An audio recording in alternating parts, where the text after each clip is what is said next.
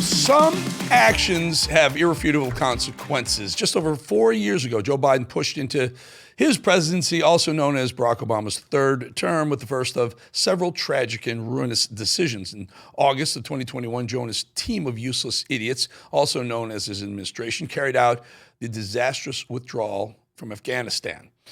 It was sheer chaos. It was mayhem, watched in real time by the entire world. They left behind equipment, weapons, $80 billion worth of equipment and weapons, by the way.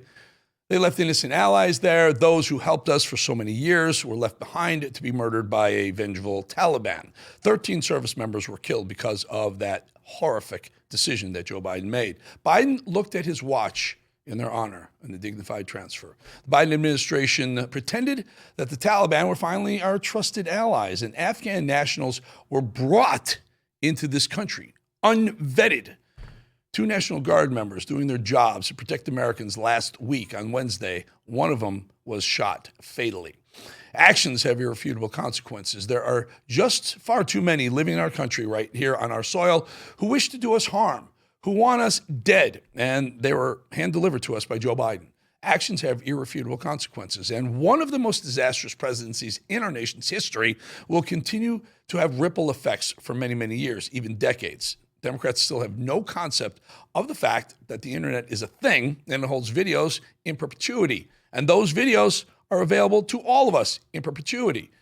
Jen Psaki was asked about bringing in Afghan refugees being a potential security risk, and she lied, as always, on behalf of her corrupt bosses.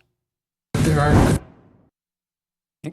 Okay, well, through her screening process, words that have no actual meaning, trust me, she said it, have no actual meaning to Democrats.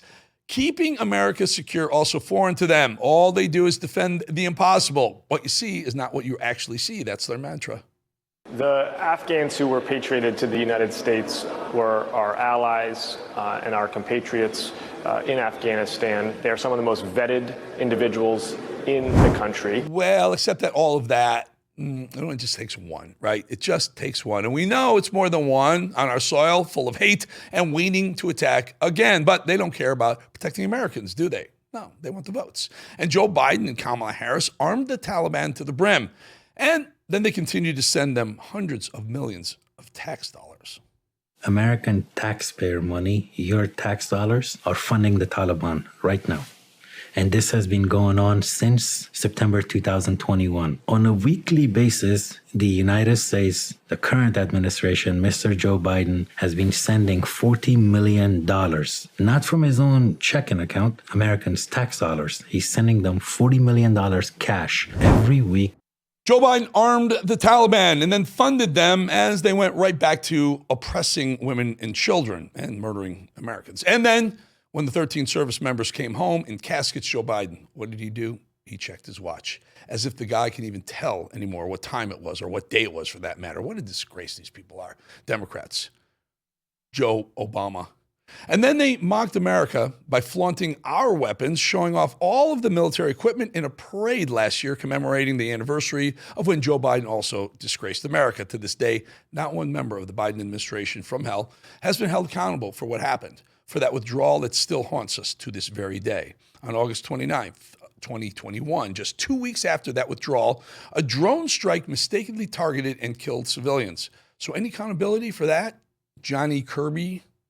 How does it strike you that no one is held accountable? Because I know how it strikes a lot of people around the world, that you can get away with murder and nobody's punished for it. I do understand that. We appreciate that not everybody's going to support this decision. What I can tell you is we looked at this thing very, very comprehensively. And again, we acknowledge that there were procedural breakdowns. Processes were not executed the way they should have been. But it doesn't necessarily indicate that that an individual or individuals have to be held to account for that. That's a lot of words. That's a lot of words for we screwed up. Actions, consequences, and zero accountability. It didn't just put the Taliban back in charge. It didn't just breed more terrorism and more hate to America. It didn't just cost the lives of 13 service members. It also broke the hearts and souls of every veteran who served there. But I'll tell you, as somebody who served in Afghanistan and watched that unfold, I mean, I was horrified in a lot of ways. You think about how much time and blood and treasure and American life that was lost in Afghanistan over 20 years. We bled the ground red in Afghanistan, and I watched my men do extraordinary things in support of a grateful nation and in support of the mission there. And to watch Afghanistan be surrendered in the way that it was extremely difficult. Former Army Captain Sean Parnell and current Assistant Secretary Pete Hegseth. Some actions have irrefutable consequences. We've seen them, and we're continuing to see them now. And we sit and we wait for anyone, to be held accountable for those consequences. I'm just going to tell you one more time. When you let tens of thousands of unvetted foreigners into this country, we'll give you the example of Somalia, right? We let how many thousands got in, walked in, came in through the southern border. They don't assimilate here. They don't want to be part of the fabric of America. They want to live the way they live in their rogue nations and their rogue countries, like Somalia or Afghanistan. So when an Afghan national ends up shooting 2 military members on the day before Thanksgiving, we act surprised, but we shouldn't be, because expect a lot more of it unless we fix a broken system. We'll be back 2.5 minutes.